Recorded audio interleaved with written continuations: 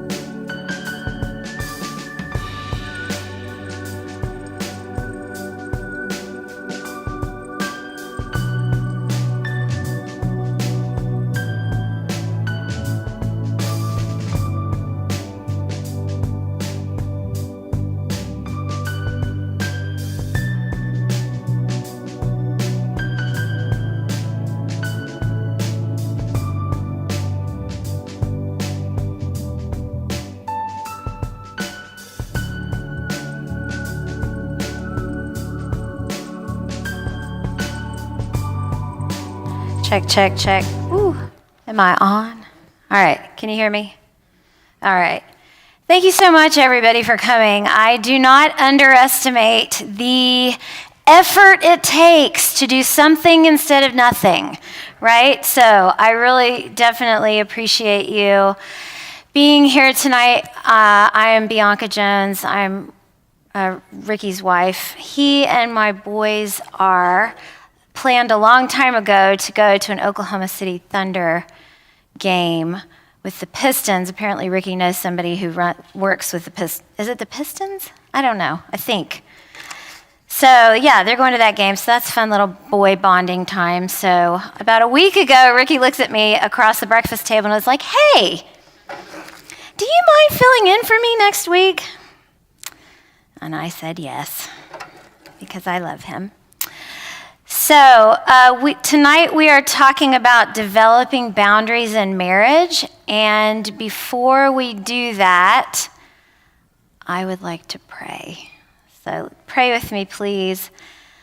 Father in heaven, we come to you now thanking you for this time. And we thank you for our spouses. We thank you for the special attributes that they have that made us fall in love with them. Thank you for those things. I pray now that you bless my words, bless our time, because no change can ever happen in a human heart without your Holy Spirit making the soil fertile and giving the growth that we all want, because we all want to be closer to our spouses. And I pray that in Jesus' name tonight. Amen. Great. So I know a lot of you are listening online too, and there are notes. So I will post the notes onto the app somehow. I will do that tomorrow. So if you're listening online tonight, you can get the notes from the app. So before we dive in, I do want to tell you a disclaimer. I am not a counselor. I have not been trained in marriage and family therapy. I am not an expert. I know we have some experts in our church, and they can tell me tomorrow if I'm off base on anything, but I'm a lay person, and my only qualification is that I have experience, I've lived a few years, and I have read a lot of books about this subject. I've taught an emotional health series several times, and so I feel like I'm fairly versed in this kind of stuff, but I'm not an expert, okay? So just keep that in mind. Boundaries are not necessarily in the Bible, although there are a lot of biblical principles that we're going to talk about tonight, okay? Also, for my single friends, I want you to know that boundaries work for any relationship. Any relationship. You do not have to be married to benefit from having some boundaries in your life, okay? They work for any relationship. Parents, children, siblings, husband and wife, friends, all of that. Boundaries will help, and they will benefit you to have more closeness and intimacy with people in your life, okay? So, first off, like I said before, I like to teach back and forth. I like to ask questions. I like to have you answer. Please don't raise your hand. Please just shout out. Bill Boyd. Okay, so let's talk real quick. First question on the top of the page, what is our goal for marriage, or in fact, life itself?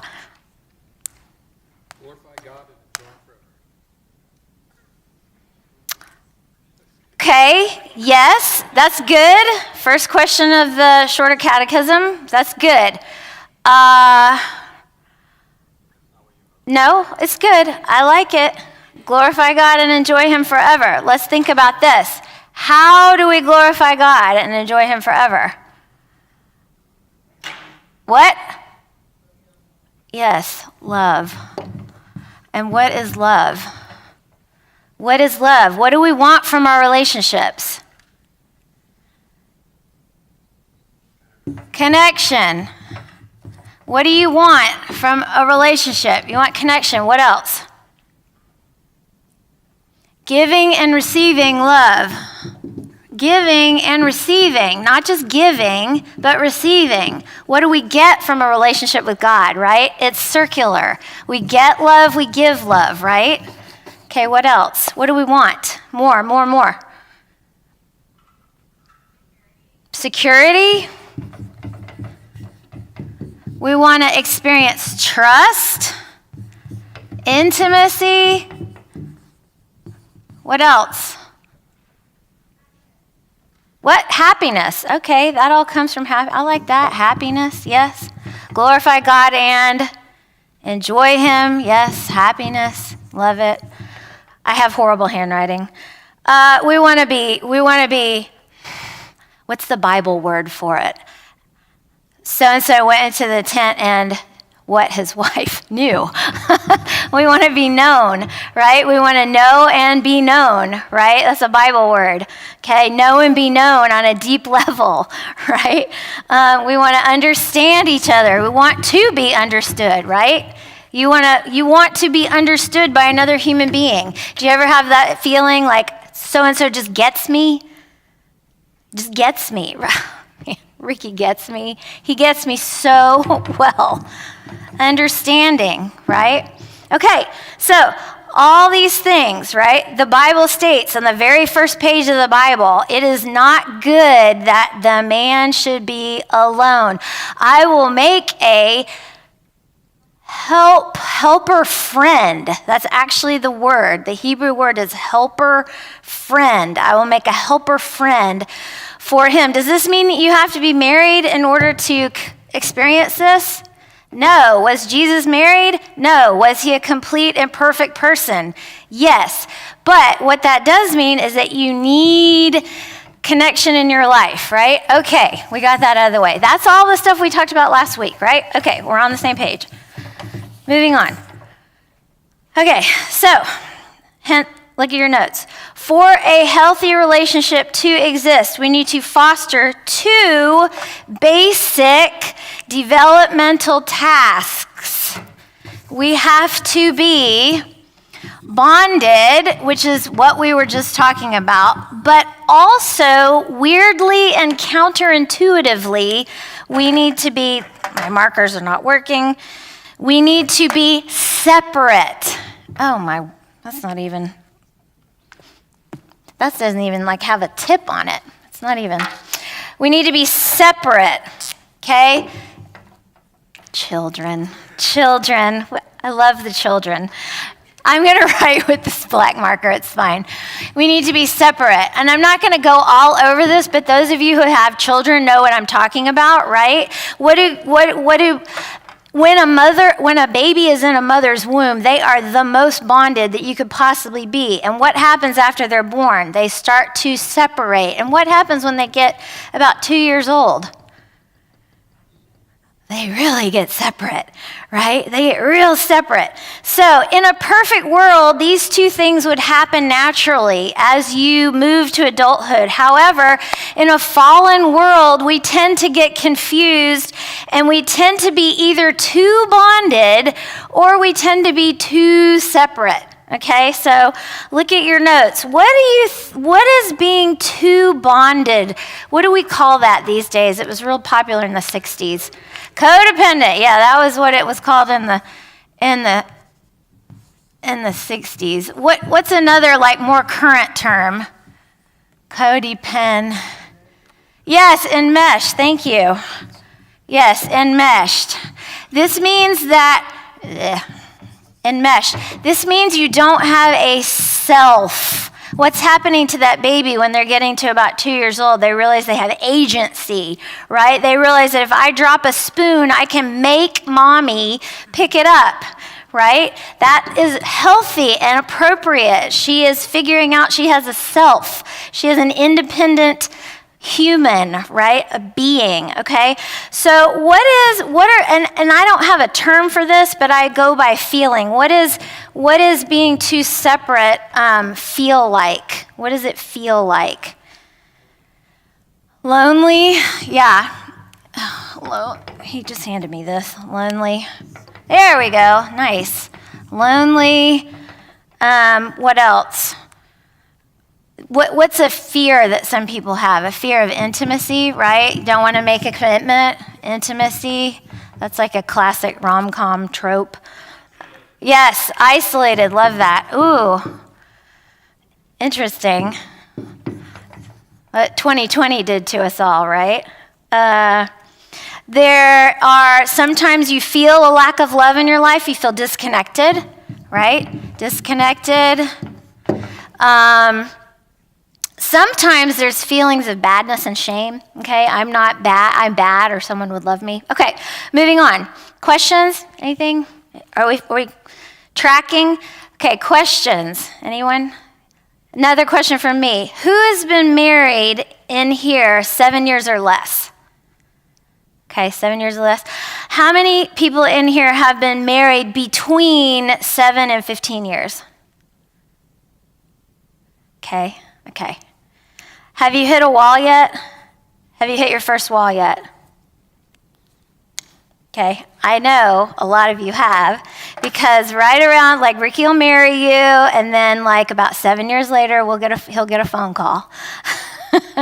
He'll get a phone call, and you start to wonder, did I marry the wrong person? You start to say, the things that I used to love about my spouse that used to be endearing and cute, I now no longer think are that cute. They are super annoying. And you may not be able to name anything specifically wrong in the relationship, but either you feel a lack of love or intimacy, or you feel a sense of criticism, an atmosphere of disapproval, resentment underneath, like a current of resentment maybe. You know you love this person, but you may not be experiencing a lot of love. You might feel a lot of obligation, I don't know. And you have had enough time after 7 years to perpetuate some unhealthy ways of relating. So we're going to talk about that a little bit more. I don't know what time is it? Okay.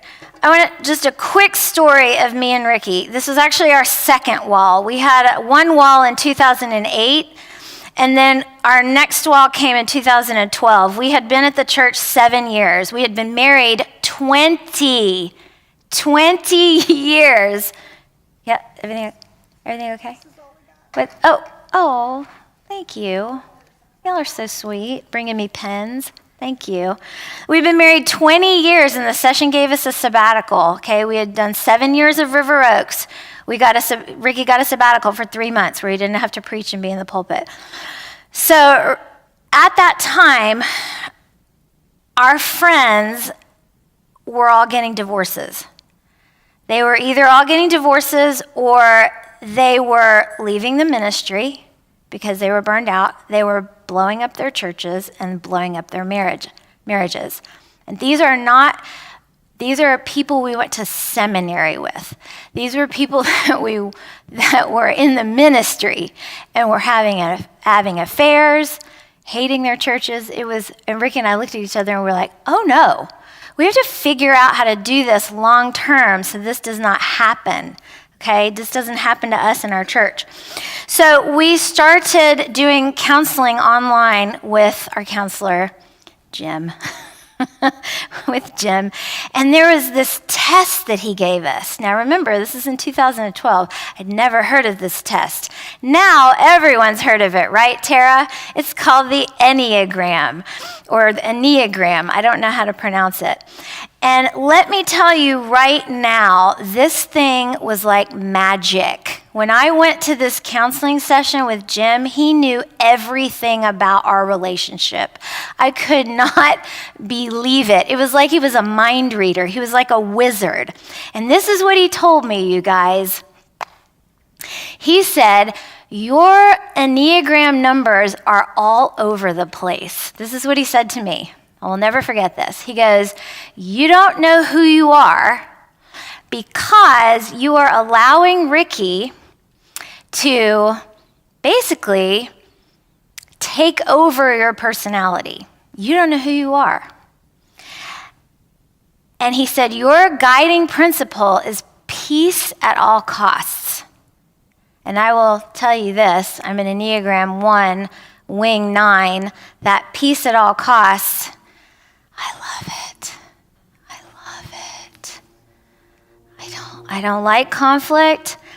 And he said to me this, he looked at me through the screen and he goes, you are not an equal partner in your relationship.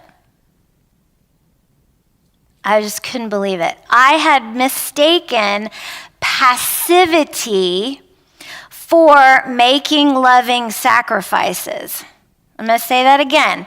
I had mistaken passivity for making loving sacrifices. I had learned to be passive about my needs and my wants for fear of disapproval and disrupting the peace. I did not state my wants and my needs for fear of disapproval. And this is what Jim said to me. He goes, you need to start getting comfortable with disapproval. That was 10 years ago. He says, you need to show up in your relationship. Jim was really hard. It was hard to hear these things, and I was extremely offended by this diagnosis. I was livid, but that gave me the fire I needed to start making some changes, okay? So counterintuitively, I think this is on your notes, counterintuitively, for intimacy to grow and develop, there must be boundaries. Okay, what is a boundary? Here's a crash course in boundaries. Are you ready? Okay, boundaries equal responsibility. Boundaries equal responsibility. Boundaries are a property line. Remember, if we're separate, we have a self. Okay, we have a self. And boundaries mean a realization of my own person apart from another person, okay? A sense of identity. Where you begin and others begin, and where you end and where others end, okay? Ricky and I often, when we find ourselves becoming pulled into other people's problems, we start making other people's problems our problems, we'll look at each other and we'll go, cell wall. Have a cell wall, okay? And this is part of your little bibliography at the end, and I'll put a video on there, and you'll know what I'm talking about. And we'll look at each other and we'll go, cell wall. Have a cell wall, okay? It's knowing what we own and what we don't own. What I like to think of it as property lines. I have a yard, okay?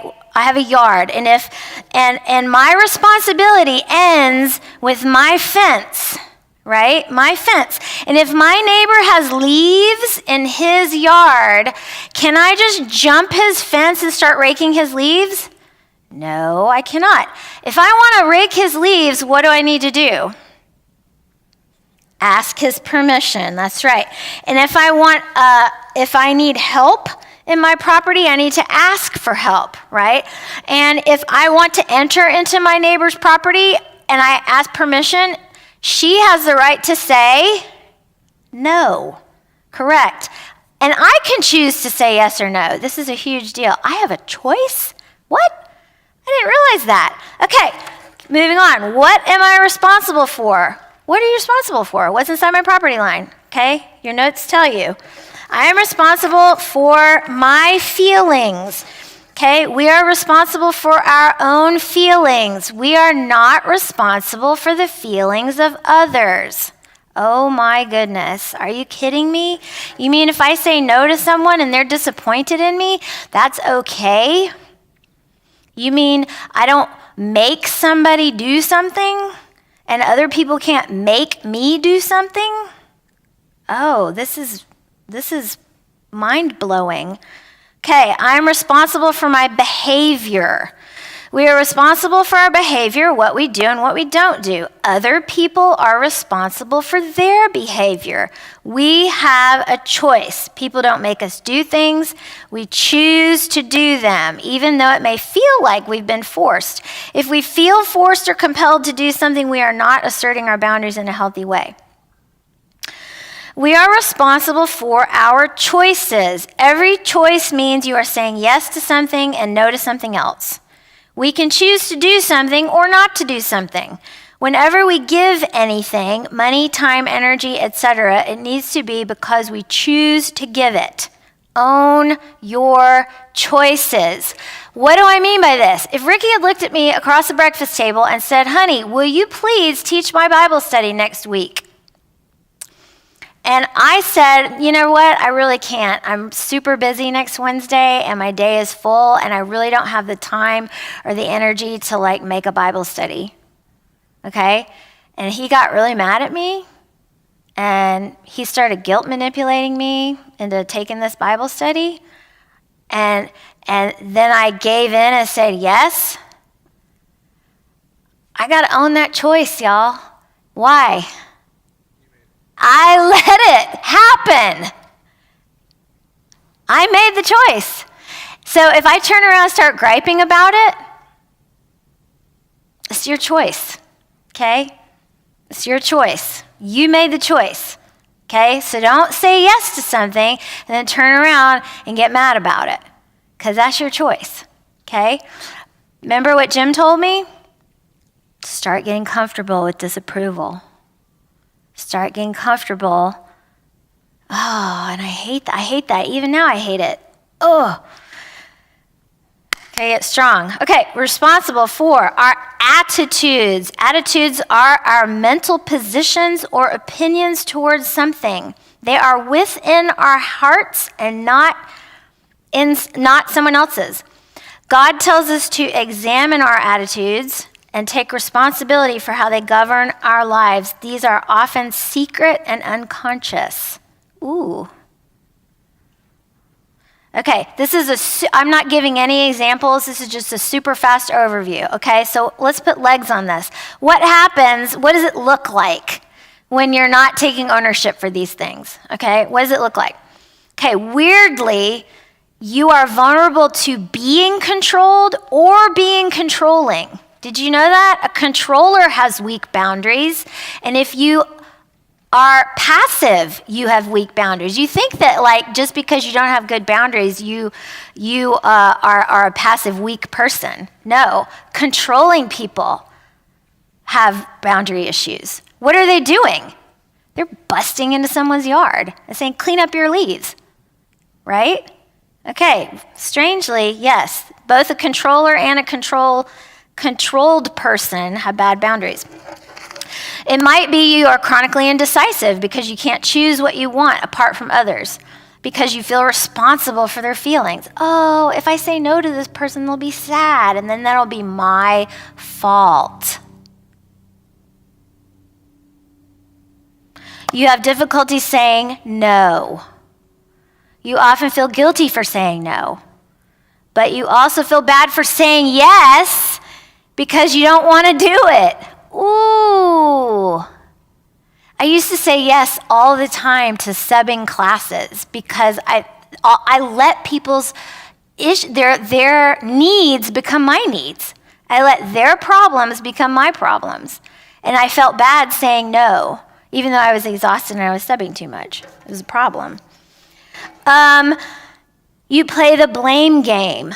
Blamers are typically angry with what others should be doing rather than facing their own discomfort. And here's the weird thing, blamers often feel superior.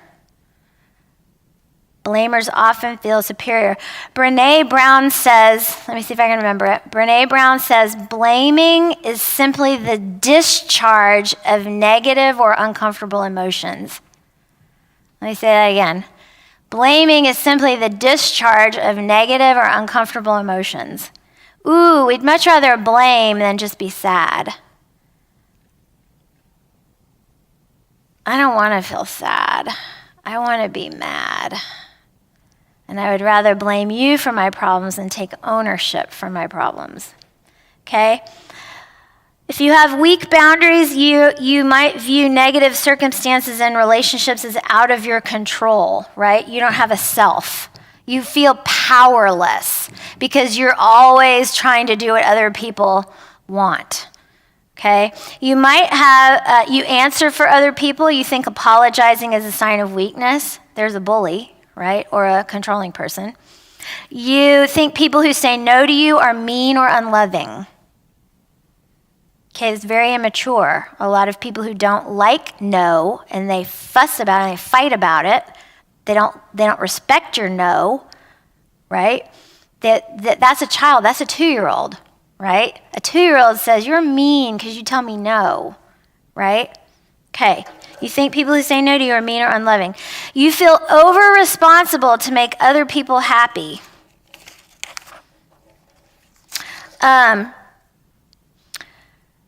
Here's an aside for parents.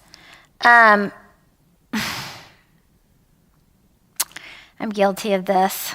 I mean, when I got a phone call saying, please bring my lunch to school, I left it. I would always bring it. And I don't know. I always was the one that was going to bring the lunch.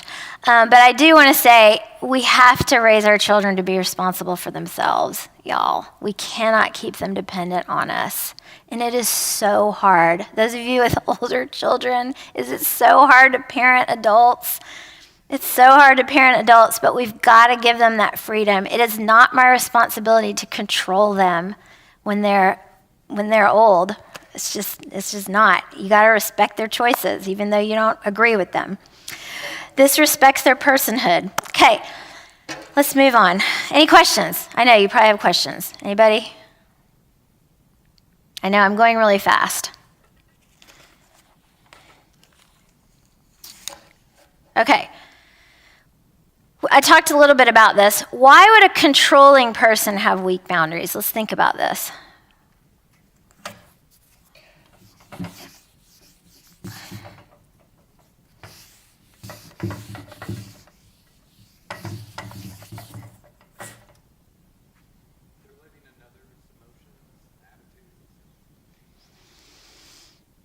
Yeah, they feel like they have the right to say, hey, clean up your yard. So we're going to get into some examples at the end, and maybe it'll help you understand this a little bit more.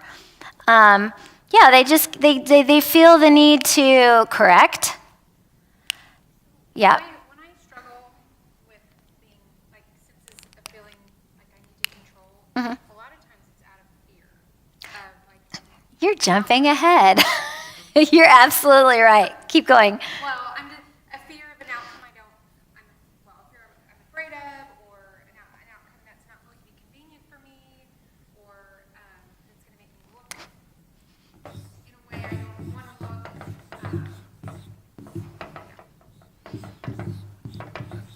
Oh, fear. Yeah.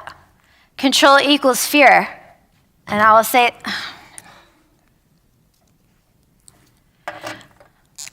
I have some of these. Oh, look at that. That's a beautiful blue marker.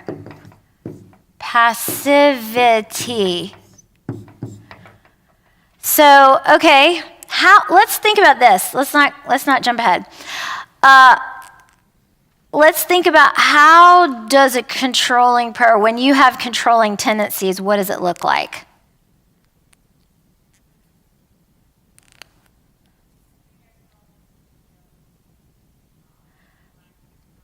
Okay, yeah. So how does that manifest itself? What kind of? Yes, you're very in people's business, right? You try to fix everyone. I love that. Good one, Bill. I didn't even have that on my notes. Well done. Fix people. I need to fix you. You're doing it wrong. What else? Critical. Yes, correct. I'm critical. I have a critical spirit. I might gently remind you Okay, what else? What does this look like? Ooh, demanding.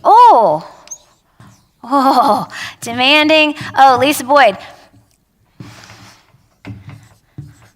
Bossy.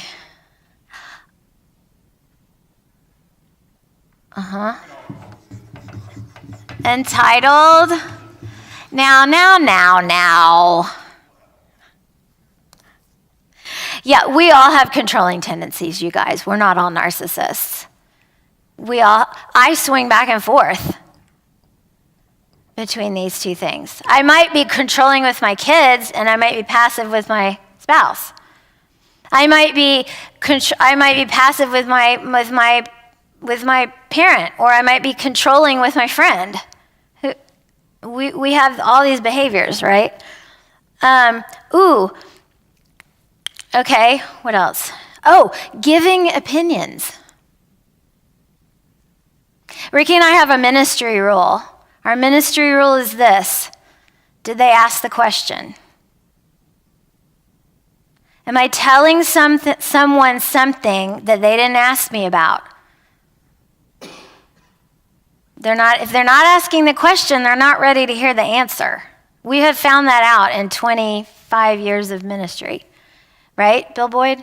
Right, Lisa? You guys, right, Cheryl? You guys know that, right? We're on the same page. If they're not asking the question, they're not ready to hear the answer. Okay? So opinionated, opinions. What else did I write down? So these are more passive, right? These are more passive traits of being controlling.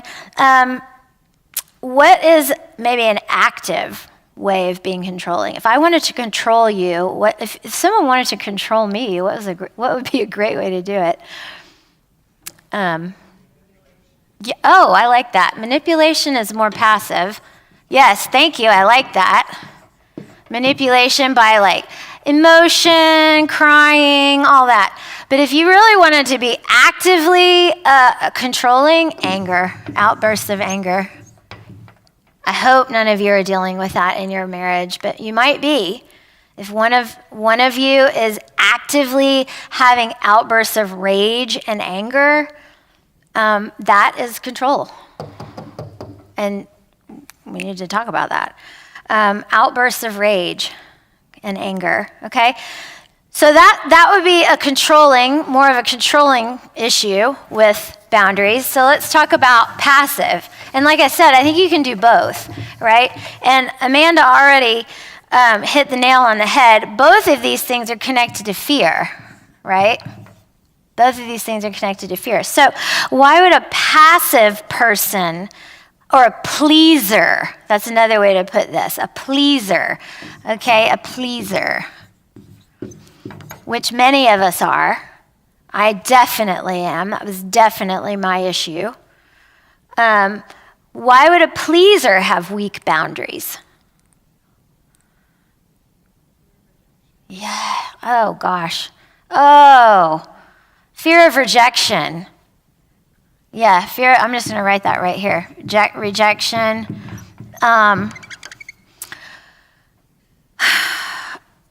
Feel responsible for the feelings of others. Yeah.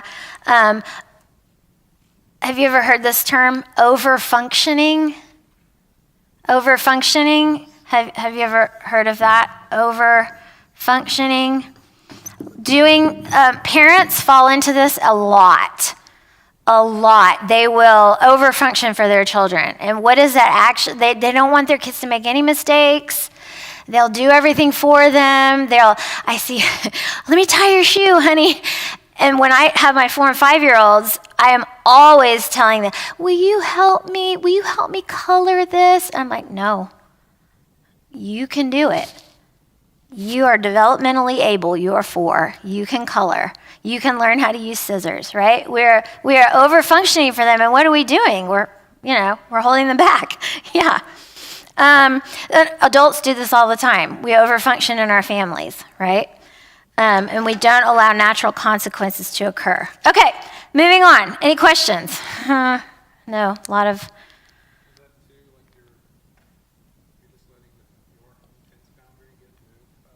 Yes, you're allowing it. Yes. If you're passive, you are allowing someone to come into your boundaries. Yeah. And you're making other people's problems your own, right? So, like, for example, when my child calls me and is like, I forgot my homework, will you bring it? And I would say, okay. I don't have a problem with that. Go bring the homework. Shh. Bring. I don't know. Tell me.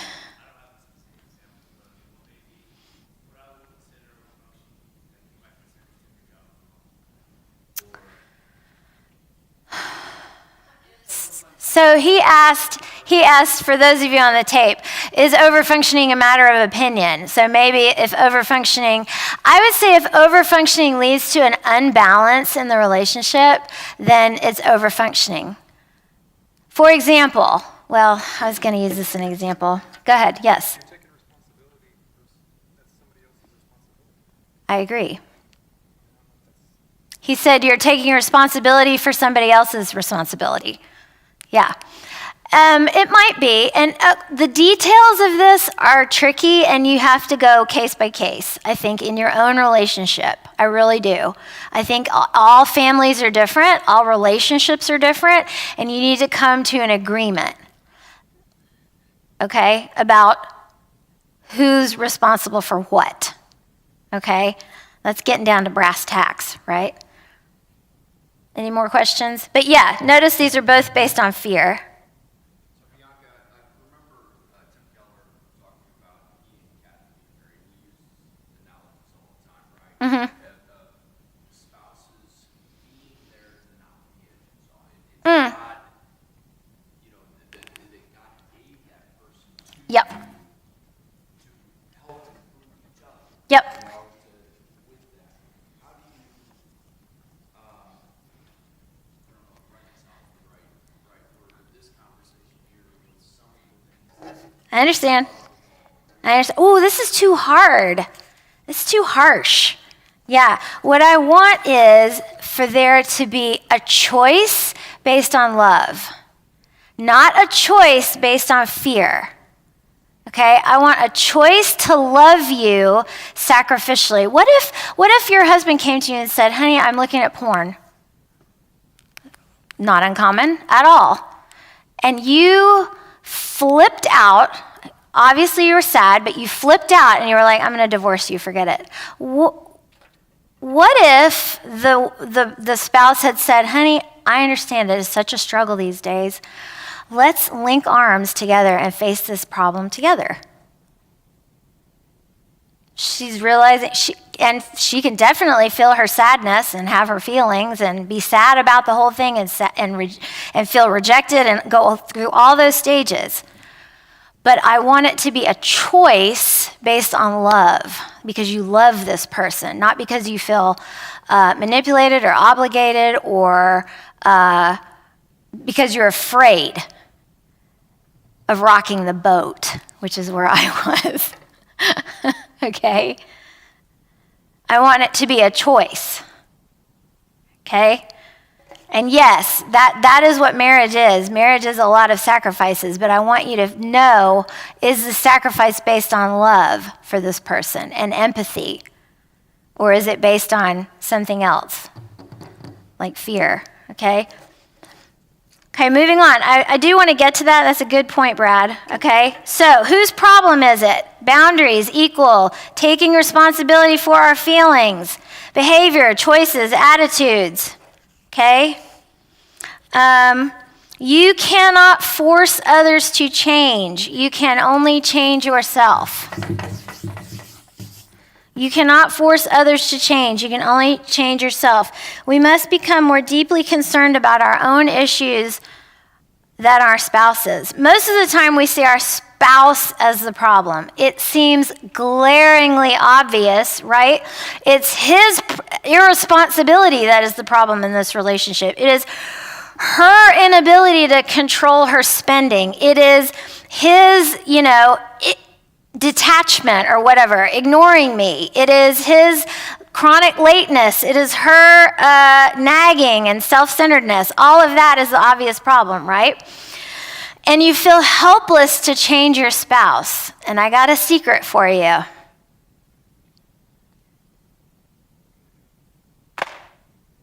Hear me now when I say this. Hear me now. You cannot change your spouse. You cannot cajole, nag, fuss your way into change. It will not happen. And guess what happens? You are only making the problem worse. Because what will your spouse do? Your spouse will react, your spouse will get defensive, and then you have to deal with the walls, right? So I'm asking you to take responsibility for your own part. Have you been, and this is gonna, just wait, just wait. Don't judge yet. We're gonna get to the examples, okay? Take responsibility for your own part. Have you been controlling or overstepping your own yard? Have you been cajoling, nagging, fussing, criticizing? Have you had outbursts of anger? Have you made the environment in your home cold, unloving, unwelcoming?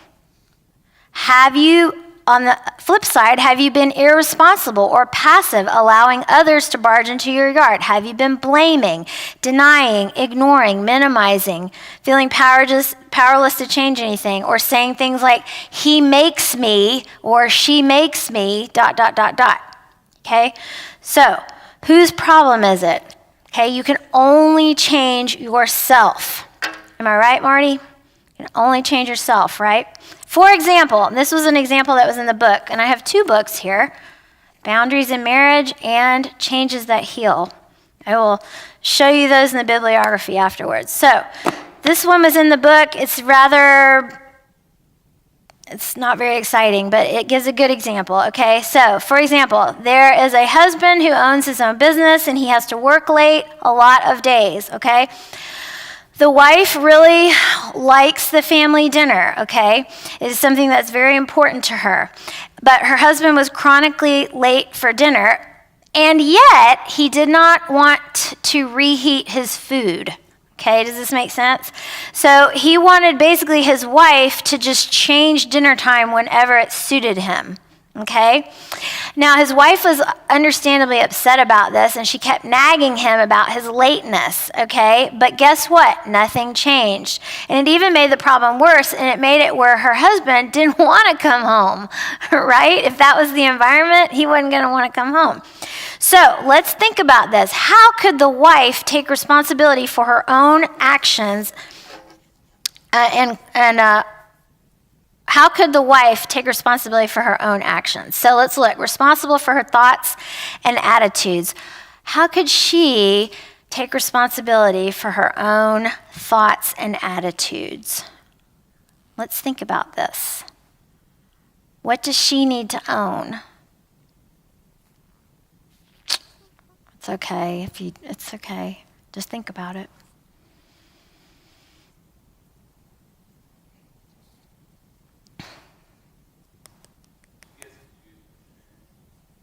Okay, yes. She can choose when dinner is.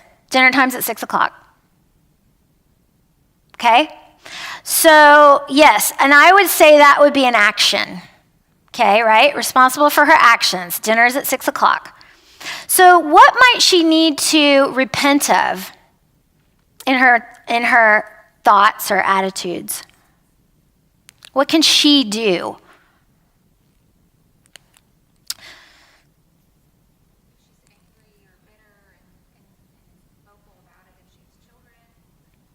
I am really sorry for making our home an unwelcoming place. I have to own my actions. I'm really sorry about that, and I'm not going to do that anymore, and I really would like to apologize to you, and I need your forgiveness, okay? I've made our home very unwarm and unwelcoming, and the atmosphere has been negative, and I'm sorry for that. Okay? She's owning it. She's got to own that. On the flip side, she gets to say, I'm going to be responsible for my actions, okay? When you can't get here on time, You're going to have to reheat your food. I'm sorry. You're just going to have to reheat your food. And dinner's at 6. The kids and I are going to be here. Dinner's at 6. We're going to eat at 6. And if you can't be here, then you get to reheat your food. So how is that holding him accountable? He doesn't want to reheat his food. So now he has a home, hopefully, that's moving towards joyful, yes, less negative, that he wants to come home to on time.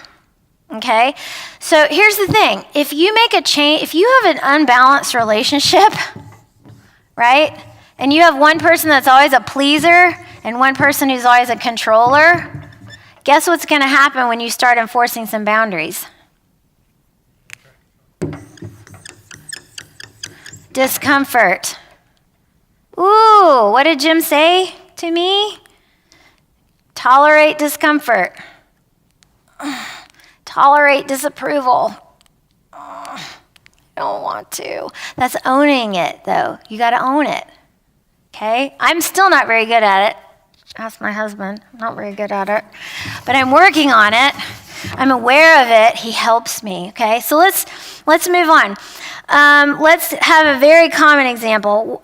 This happens. I have a lot of some people come to me and tell me this. I am at home all day with my children, all day, and I know I have 4 little ones. I had 4 children in 6 years. I know what it's like. And I remember looking at my husband walk out the door and being like, wow, I wish I could go out of this house, and I wish I could just leave all of this behind. And, I had to fight resentment, right? I had to fight resentment. And so I had a choice, right? A lot of times I felt like his job was not as hard as mine. And that he wouldn't make it one day in my shoes. Okay? So that's a common situation, right? Or maybe maybe you don't feel like there is an equitable arrangement with kids. Oftentimes, especially traditional, if you have traditional roles in your family, the wife takes care of the kids and the man goes to work. But things are changing, I think. Things are even different now than they were when I was young and had young children. I think men are more active in child rearing now, which I think is a good thing. So how could someone in that situation be responsible for their thoughts and attitudes?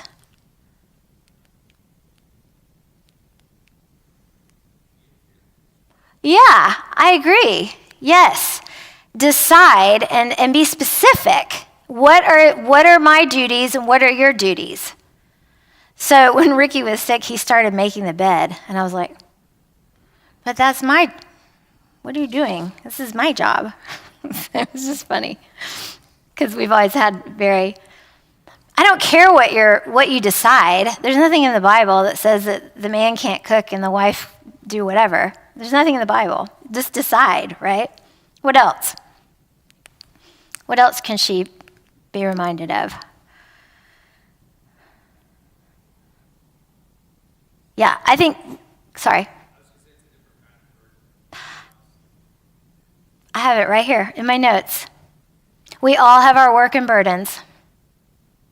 That's why it's called work, right? Remember that his job is hard too, right? And I reminded myself of that all the time. His job is hard too. My job is hard, his job is hard. Great. Let's do this together, right? Yeah, okay. Yeah, I love it. Duties clearly defined. Talk about this in detail. Need help? Hire help. Get creative, right? Get creative, but talk about it. Be responsible for your actions. Don't blame. Be responsible, okay? Figure it out. All right, so One more? Is there one more? Do we want to, is there any more? Do you have like a personal example or anything? I have a couple more, but we're going to wrap up because it's been an hour and we're tired of sitting. Yeah. So let me ask one more question. It goes with what Amanda was saying, okay? Remember how we said that both control and passivity are based on what? Fear. So what is this an opportunity? Jim, he always said to me, what is God's opportunity for you in this? He said that to me a million times. What is our opportunity here for faith? If I can't control you anymore, what do I have to do?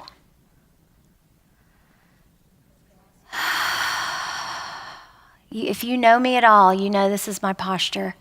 And I love doing this at the end of every church service. Because what am I doing? I'm letting it go. I'm getting my sticky hands off my life. I'm getting my hands off the life of my kids. Okay, I'm letting it go. And what else am I doing? I'm receiving. Okay, so when you feel the need to control, nag, get in someone else's business, you have an opportunity to do this every week. Right, Natalie? Every week we come here and we go, I'm going to get my hands off my life. Tim Keller, get your sticky hands off your life. He said it in every sermon just about, right? I have an opportunity to trust God more. And that deepens my faith, right? And I'm going to put my trust in the one who sees everything and knows everything more infinitely than I will ever know and do. And guess what? His hands are torn, right? They were nail scarred. And everything that touches me passes through his hands, right? And I can trust him because I see that. I can trust him, even though it's hard, and I can trust him to handle my sin and the sin of my spouse, right? And I can trust him to change me and my spouse. So look at the bottom. You have homework. Go to YouTube, and you look up Friedman's theory of differentiated leadership made simple. What? That's a mouthful. It's a great video. If you want to have like a little different take on boundaries, and it talks about the cell wall, and it talks about triangulation and how you shouldn't triangulate with people, and you shouldn't talk about somebody with somebody else, even though it feels really good to be like, in on the secret. Yeah. So look at that. It's like a 10-minute video. And here's the references, Boundaries in Marriage. I read some of this book, but this book right here, I love this book. It talks about bonding and